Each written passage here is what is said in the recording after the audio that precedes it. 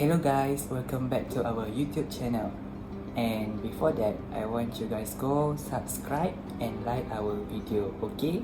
So today in this video, we are talking about wildfire and how to solve this situation based on our archetype called Drifting Ghosts. But first, I want to introduce my group mate. So let's go.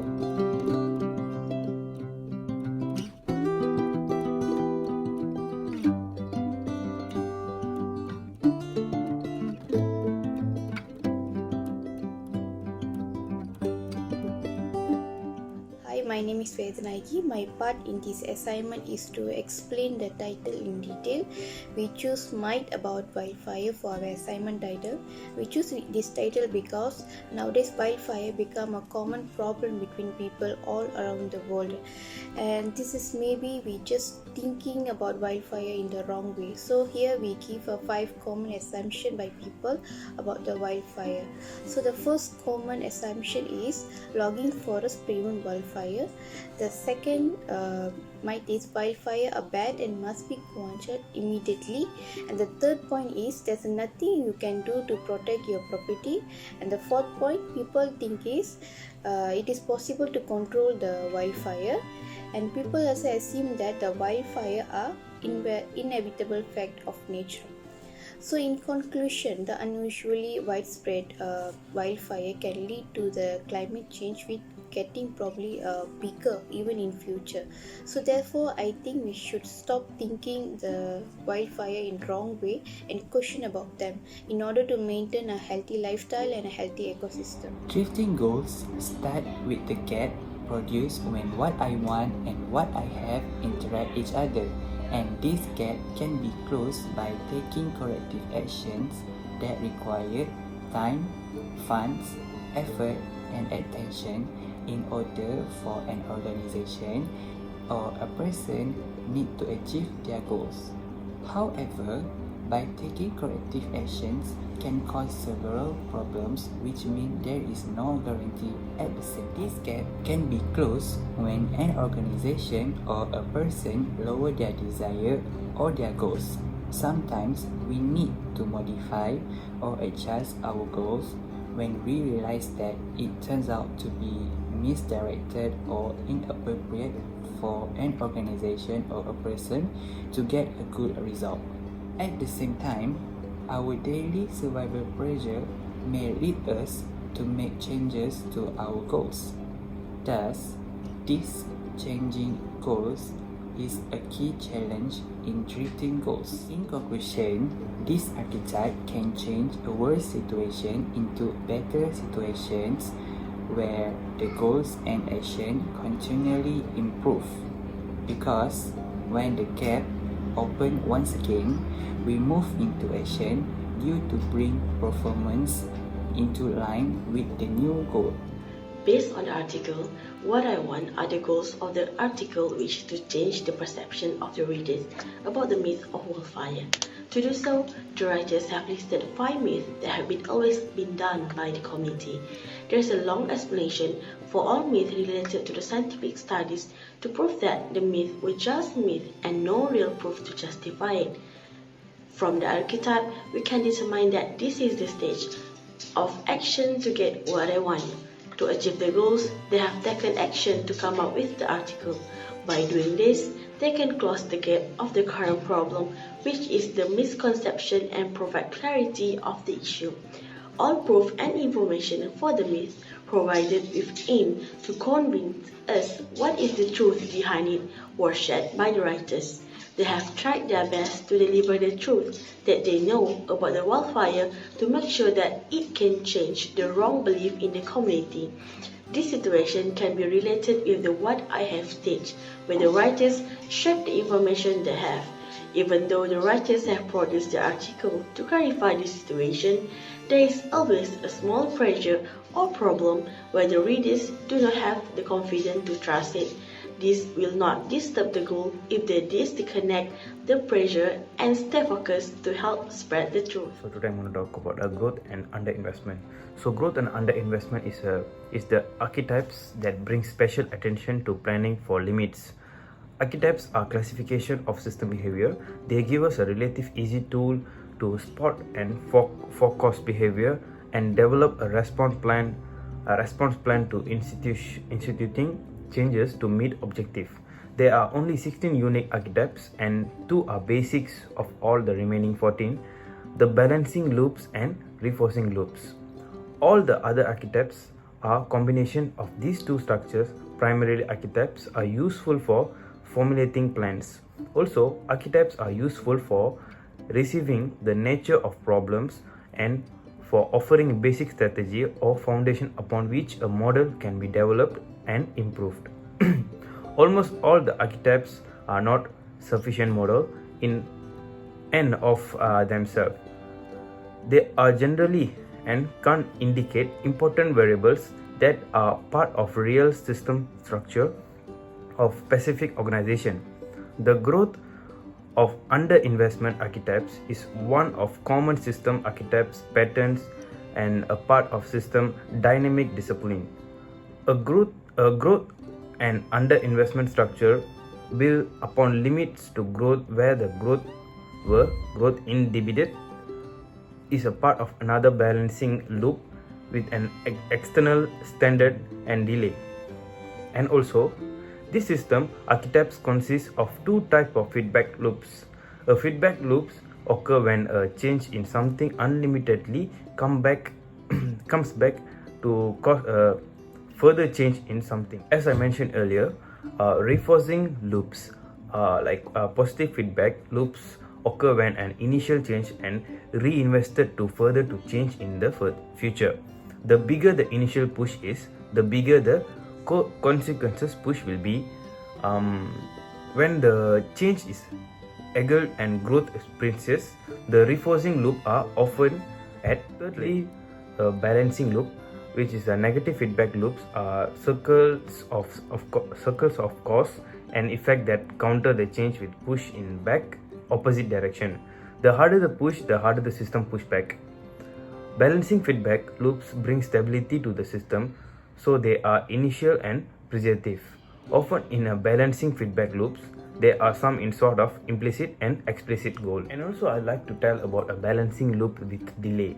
So delay could exist between the time the action is taken and the time current state changes, or between the time current state actually change the time realized in order to affect the extent of action being taken. The effect being in an action will continue to add to the current state on a level above what it is should. This essential of overreaction will be tend to drive the current state beyond and desired state, and gap will be negative. The delay may be such as cause overreacting in opposite direction to move on current state to below the current state. With sufficient delay, the structure will be result in larger and larger. Okay, lastly, the growth and underinvestment with the drifting standard. So structure where the growth or inhibitor induce a decline of standard over time is a growth and underinvestment with the drifting standard. This structure is a variation of growth in the underinvestment structure.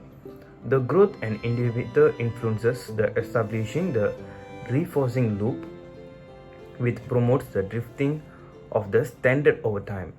Behavior of these archetypes forces the standard easily change over time, and the result needed to change less, resulting a less motivation to initiate the change, which leads to the lower over the growth.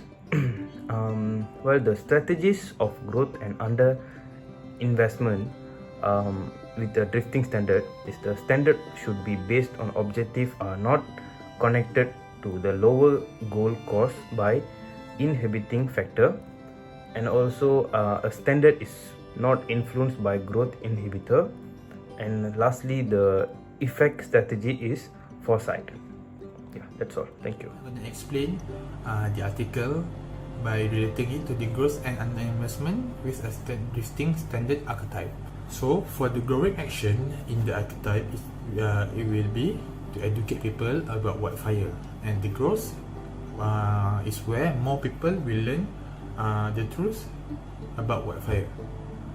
So the slower action will be more people will think that wildfire is a hoax. And then for the performance standard is where article is a good source of information. So that is the standard. And for the perceived need to invest, this will be need more better article. They think they need more better article. And investment in capacity will be start writing better article. Alright, so how all of this are related to each other? Okay, firstly, the article aims to educate people by highlighting and clarifying the truth behind the misconception of wildfire. By doing this, more people will learn the truth about wildfire, thus causing their number to increase. So with the increase of number, knowing the truth about it, we will also increase the rate of where they educate other people about the wildfire. Alright, on the other hand, not all people receive information that easily, so they will think that this article is just a hoax. How does this affect the people that already believe, that already know about wildfire? So they will have an argument in the internet regarding it, and some of them might believe that this article is a hoax. So when more people think that wildfire is hoax, so the standard where article is a good source of information will go down, and this will make the demand for a better article increase. These people who reject the article will also demand a better article, as they thought the article is pretty hoax. So when the demand increase, after some time they will start writing a better article. So when they start writing a better article, the number of people with the misconception will in turn decrease. If the process of writing a much better article, if the process of writing a much better article took quite some time to happen, so the number of people who already did not believe the article, their number could multiply, and this will decrease the people who going to believe the article, and this will cause a slowdown in the number of people who learn misconception of wildfire. So the article would not achieve what it wanted to achieve, where it want to educate others about the misconception of wildfire. Okay, so now I will be explaining about the potential ways to keep the wildfires from spreading. So prior to lighting any kind of fire, it's very critical to do a few things, which is like, we should follow the rules and regulations of our country.